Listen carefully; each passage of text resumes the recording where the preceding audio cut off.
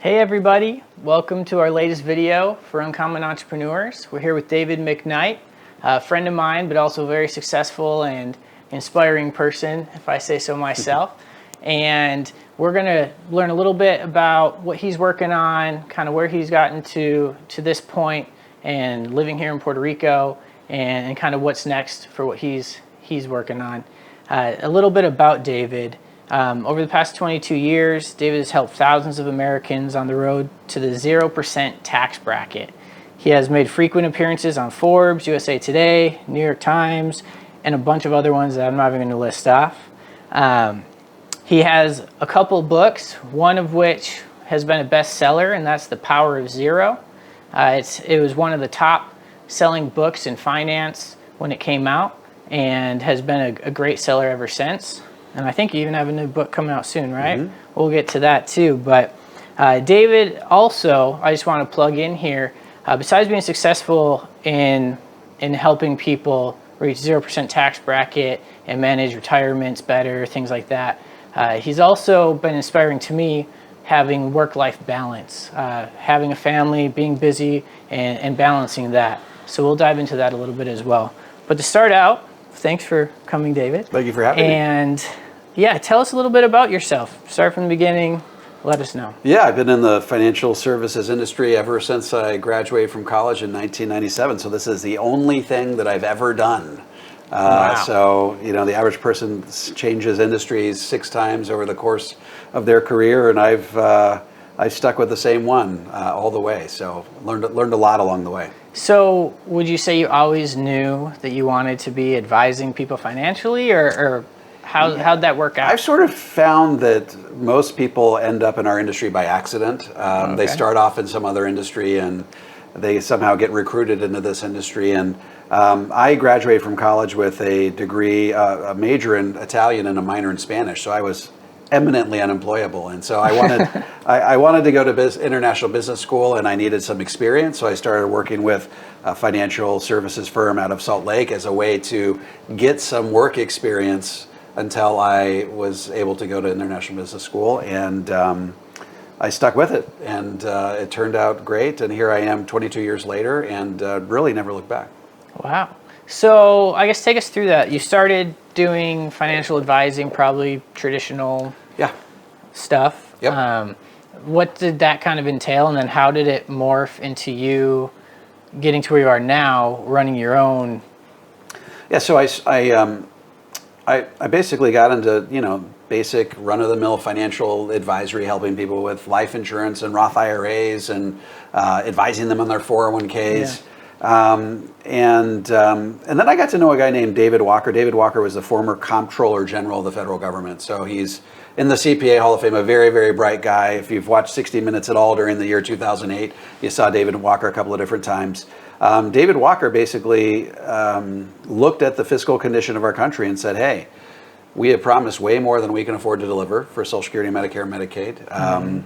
And we are on a fiscal course with bankruptcy as a country. And he says that unless we shift course in a dramatic way, which means raising more revenue, dramatically reducing spending, we're going to basically swamp our ship of state.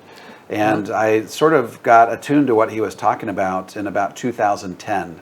I began to follow him very closely and began to incorporate a lot of what he talked about into my presentations. And in 2014, I attended a presentation by someone who later became a very close friend of mine, Tom Hegna, who is one of the top speakers in the industry on the financial circuit. And he, at the end of his presentation, he said, hey, look, if you like what you heard today and you have a client that you wish had been here, guess what? The book version of this presentation is in the back of the room, and you can get it for $20 each, right? So I had this bolt from the blue. I thought to myself, man, I've got this presentation that I've been working on for 15 years, and I don't have it in book format.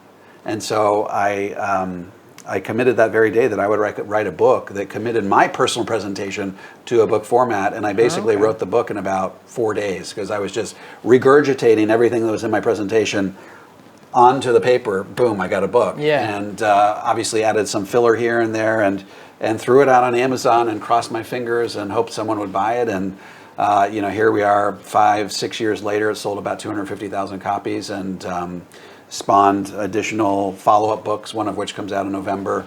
It was recently, the updated and revised version of it was published by Penguin Random House in 2018. As you mentioned, in 2018, it ended up becoming the #2 most sold business book in the world for the week of, first week in September of 2018. So it's exceeded all my most wildest expectations. And as a result of that, I've gotten lots of speaking event requests. I do about 90 speaking events per year, and I built a marketing program around the whole concept that about 250 financial advisors across the nation utilize. So it's if I could trace all of my success back to one thing, it's writing, I think, a book that resonated with people and helped really brand my message that we're on an unsustainable course as a country. Tax rates in the future are likely to be dramatically higher than they are today. And if you're one of the 78 million baby boomers that's marching into retirement, you have all of your assets in 401ks or IRAs, you're on a collision course with really, really high taxes. And unless you do something about it today, you're going to have a lot less of your 401k or IRA than you had anticipated. Yeah, absolutely. So is that what was burning within you when you decided that you were going to write the book? Just what you just told us? Yeah, I'd had a number of people who'd seen my live presentation and they said, Dave, I wish I could bottle this up and unleash it on a client. And now that's exactly what they can do. For those people who can't see my live presentation where I lay out the whole concept, that presentation is now in book form. And what financial advisors have found is when they hand that book out to people, it really tells a story and sets the table for that prospect to become a client. And so that's really what's driven the sales of the book over the years and what's attracted people to the approach. Okay. Would you consider yourself, I guess, have a natural knack for writing, or is it just something you felt you had to do and just forced your way through it? No, a lot of people who end up in, like I said, I told you, a lot of people end up in the industry by accident. I was one of those people. I had done a lot of writing in college. I wrote a thesis that was 100 pages long, and I've been writing forever. And so it's a little unusual for someone who is so predisposed to writing to end up in this industry, because they usually end up in some other profession. But here I am. I had a knack for writing. I had a knack for sort of taking complex principles and expressing them in a simple way that everyday Americans can understand. And I found myself with that knack for writing in an industry that really needed a book at the right time. And I was able to, I guess the most common feedback I get is that it's expressed in a simple, easy to understand format, and it helps people embrace the principle. Sure. So let's dive a little bit deeper into kind of what you're teaching. You went over high level. What's evolved? I mean, you're talking about protecting your retirement, things like that, especially for the baby boomers. But I guess go a little bit deeper into that for us. Yeah, so David Walker famously said in 2010 op-ed on CNN.com, he said, tax rates have to double or we're going to go broke as a country. So what does that tell you? So in 2017, the highest marginal tax rate was 39.6. He's basically saying that tax rates have to double, to keep our country from going broke. He said, you either have to double spending, reduce spending by half, or some combination of the two. Mm-hmm. If history serves as a model, it's a lot easier for politicians to raise taxes than it is to cut Social Security, Medicare, Medicaid on the most vulnerable of Americans. Yeah, those are the biggest draws on our coffers. Yeah. So and they have a history of raising taxes. Whenever they need it, they raise taxes. Look at World War II. The highest marginal tax rate was 94%. When we're in a pinch, we tend to raise taxes. Yeah. So we're now in a position where all the smartest people in the country have told us that we're going broke as a nation, and that the only way to really fix the issue is to increase dramatically the amount of revenue that's flowing into the U.S. Treasury. And so when I do my 90 presentations live and in person all across the country, I routinely ask them a question. I say, how many of you have the lion's share of your IRA or lion's share of your investments in IRAs or 401ks? And every hand in the room goes up. I then ask a question, how many of you think that tax rates in the future are likely to be dramatically higher than they are today? Every hand in the room goes up. So what I notice is that there's this massive disconnect with these 78 million baby boomers. They know in their heart of hearts that tax rates are going to go up, and they can probably even articulate why that's going to be the case. But then in the very same breath, they say, I've got all my money in 401ks and IRAs that has not yet been taxed. And so my job is to try to bridge that disconnect. Why are people believing that tax rates are going up, but they're not doing anything about it? So that's been part of my mission. That's one of the reasons why I wrote the book, but it's also another reason why I filmed a documentary. I don't know if you, we filmed a documentary. Filmmaker Doug Orchard and I in 2018 crisscrossed the country interviewing all of the most important experts in the nation on the future of tax rates as it relates to the national debt. We interviewed, David Walker. We interviewed Dr. Larry Kotlikoff out of Boston University. We interviewed former Secretary of State George Shultz. We interviewed Ed Slott. We interviewed Governor of Utah, Gary Herbert. And they're all reading the same music and they're all singing the same song. They're basically saying, if we don't raise taxes dramatically in the next 10 years, we go broke as a country. And some of them even use the D word as it relates to the future of tax rates. Tax rates have to double or we go broke as a country. So, so really, I'm trying to just raise awareness among these 78 million baby boomers that they should probably shift course. They should probably start getting dollars out of those 401ks and IRAs into Roth IRAs and other types of tax-free vehicles, so that when tax rates inevitably do go up, they've done all the heavy lifting and they can then take those dollars out tax-free. Okay, that makes sense. So I have to ask, I assume your being in Puerto Rico has something to do with taxes. Would I be correct? Well, I would tell you this, Brian, even though I believe that tax rates in the future are likely to be dramatically higher than they are today, I would tell you that even if I did not believe that, I would probably still be here. Okay. I just found myself as a business owner, I would save over the course of the year, and then I would think I was getting ahead, and at the end of the year the IRS would say, you owe me all this money. And so I was like, I just felt like I was giving it all back to the IRS. So I felt like I was just spinning my wheels year after year. I was making a good income, but I was giving all of my surplus back to the IRS in the form of taxes. And so when I found out that there was this idea that you could pay, they waive your federal tax, they waive your state tax, they charge you a flat 4% tax, they waive your capital gains tax. I mean, it's just, it's an opportunity that you really can't miss out on. And so we moved our family here 6 weeks before Hurricane Maria, and had to go back after Hurricane Maria when they shut down all the schools. We didn't want our kids to miss, a year of school. And then I had to talk my wife into coming back all over again, which is a feat in and of itself. And so we've been here for about 2 years now, and we just love it. We bought a house here, and we're planning on being here for the long haul. Yeah. So that's one of the questions that I had. We've interacted outside of this before. You have 7 kids. You have a big family, and you've moved to an island. You're traveling, maybe not as much in COVID, obviously, but traveling around. How have you managed to balance that, keep your family together? Because a lot of people, when they get into that situation or when they're flirting with success, tend to lose kind of the family human side of things. Well, it was tough, I have to tell you. I'm not going to sugarcoat this. When you're in demand and you're giving 90 speaking events per year, and they're willing to pay you handsomely for showing up, it's tough. And so what I found was pre-COVID-19, I was leaving Tuesday morning and I would come back Friday afternoon, and I would squeeze 3 speaking events in between.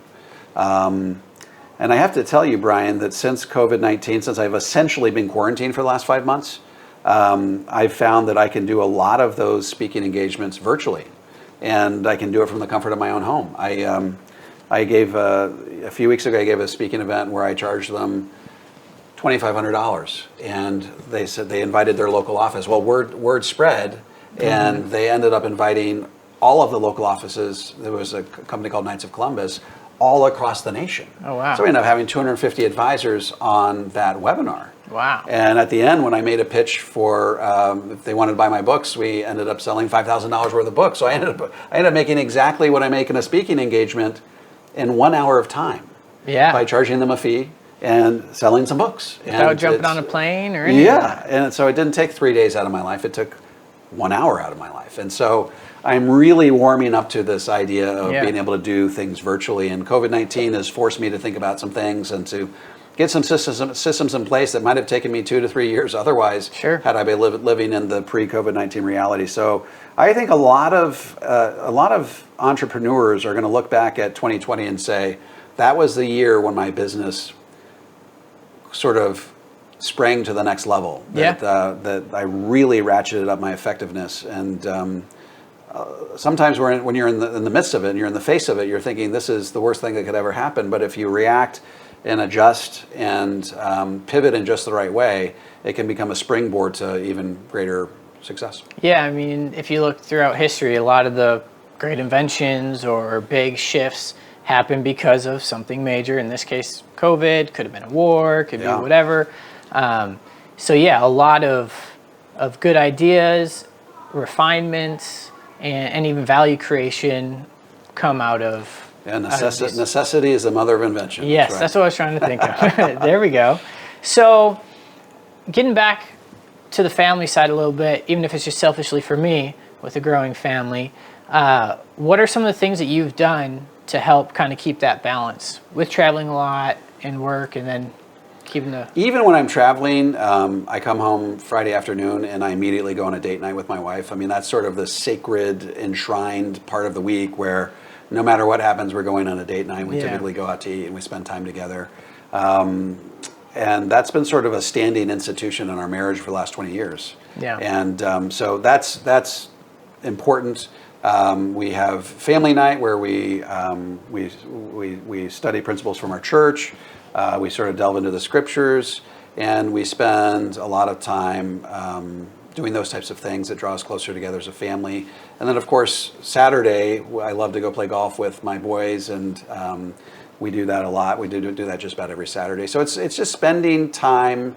Somebody once said, this is really corny. How do you spell love? You spell it Time, right? Yeah. So it's really about spending time when you're able to. And honestly, Brian, looking back on the old way of doing things, I'm much happier being quarantined, honestly. I'm much happier spending time with my family. I've spent more time with my family the last 5 months than any time really in the last 20 years. And it's been a revelation. And I think it's been a necessary step in the evolution of my relationship with my wife and my children. It's been just phenomenal. That's great. So knowing that, how do you think you'll adjust things when things start to open up again? Will you start going? So here's what I've already got this figured out. Okay.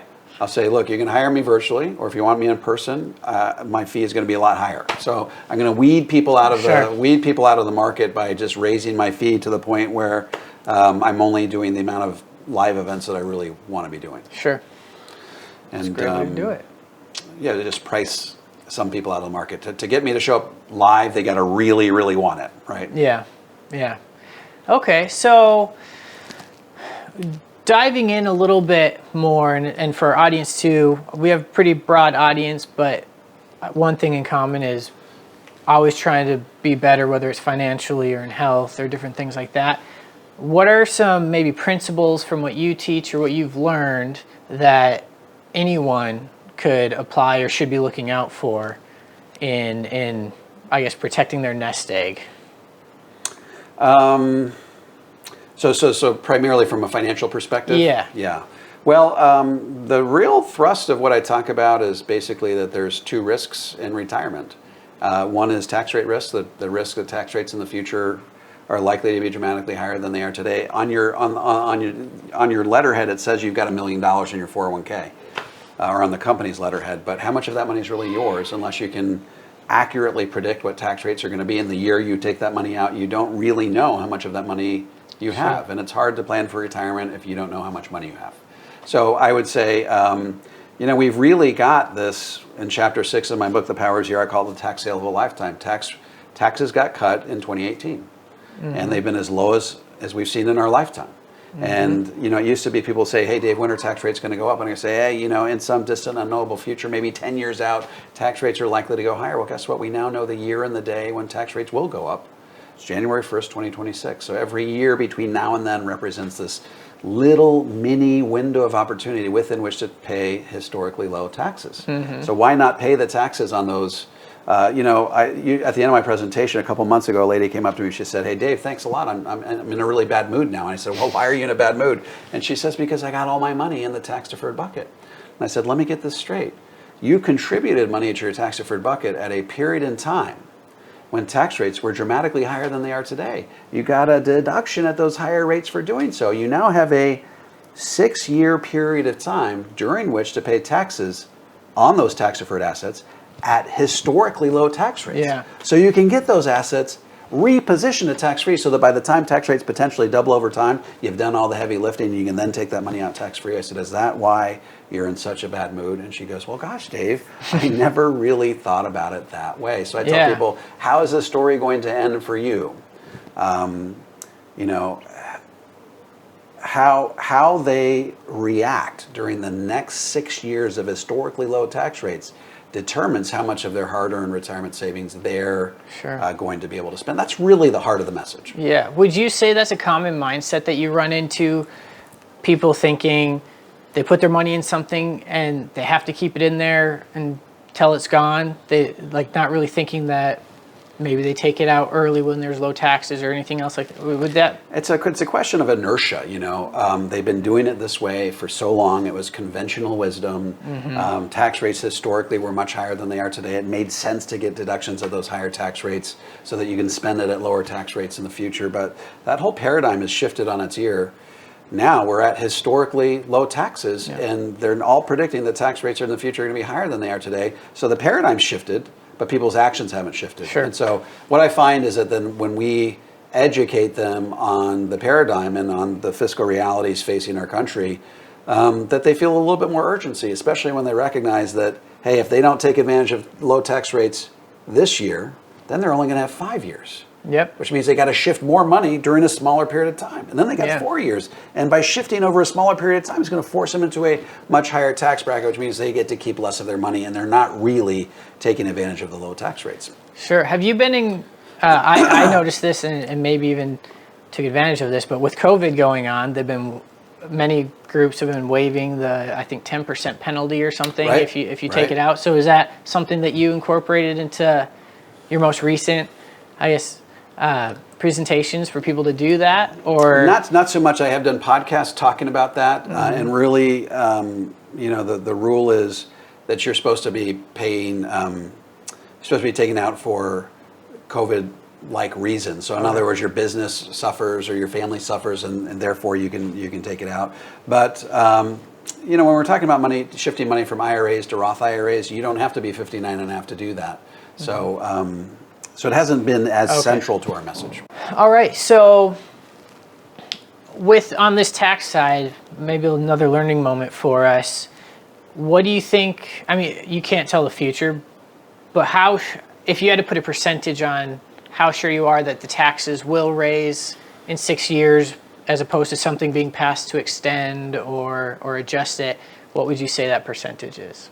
We won't hold you to it. Well, I can tell you what Joe Biden has said. Joe Biden has said that so everyone's tax rates are supposed to expire in 2026 and revert to what they were in 2017. So everybody's supposed, if all Congress does is nothing, everyone's going to get a tax increase in 2026. However, Joe Biden has said that nobody will be paying more taxes during his administration that's making less than $400,000. He wants to increase tax rates. In other words, he wants to do this. He wants to change the tax law. If he can get control of the House, they've already got control of the House, get control of the Senate, and then he gets elected. They're going to permanently change the tax law such that people on the margin at the very highest tax bracket will assume the burden of all of the tax increases. If you make less than $400,000, you will not experience any tax increase at all. So that's what he said. All of the experts say that tax rates are going to go up either under Democrats or Republicans. They'll go up faster under Democrats, slower under Republicans, but unless we want to go bankrupt as a country, they got to go up no matter what party you're in. Yeah. it's easier to raise taxes than to cut spending. It's hard for anyone in any political party to really make that happen without, I guess, committing political suicide, unfortunately. But would you say for maybe the younger crowd, because you focus normally on baby boomers, those who are a little bit closer to retirement, is one simple thing, or what are a couple simple things that the younger crowd should look out for or try to position themselves for? Yeah, younger people should almost certainly be investing in Roth type vehicles, Roth IRAs, Roth 401ks, and even doing Roth conversions. Here's the thing. We are, as a country, we will accumulate $4 trillion of debt this year because of COVID. Normally we have about a $1 trillion deficit per year. That means we're adding $1 trillion to the debt every year. That's going to be $2 trillion by 2030, $3 trillion by 2035, and then eventually get to $6 trillion by 2055. So, you know how much money we would have to have sitting in a bank account today earning treasury rates to be able to bridge the gap between what the federal government's promised and what they can actually afford to deliver? It's $239 trillion. We'd have to have that sitting in a bank account today earning treasury rates to bridge the gap between what they promise and what they can actually afford to deliver. What that tells you is that we're on a sort of this collision course with fiscal insolvency. Yeah. Unless you have embraced the reality that tax rates in the future are going to be dramatically higher than they are today, then you're not living in reality, okay? So if you are planning on retiring beyond 2030, which most millennials are, right, you should almost certainly be contributing to Roth IRA types of accounts. Sure. Even with your 401ks at work, you can put money into your Roth 401k. They will put your match into your 401k.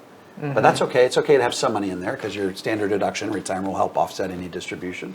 But yeah, you should be thinking about putting lots of money into tax-free accounts. You can pay the tax today so that you aren't forced to pay the tax somewhere down the road. What about the types of assets? Would you say, because we know that financial collapse of some sort is inevitable if the spending keeps going like it is, so would you say maybe move more into gold and precious metals within those? There will almost certainly be a what? financial collapse. I'm projecting that'll be a perfect storm will happen about 2030. So for people who are planning on retiring in 2040, 2050 and beyond, not a big deal because you're going to be dollar cost averaging into those accounts.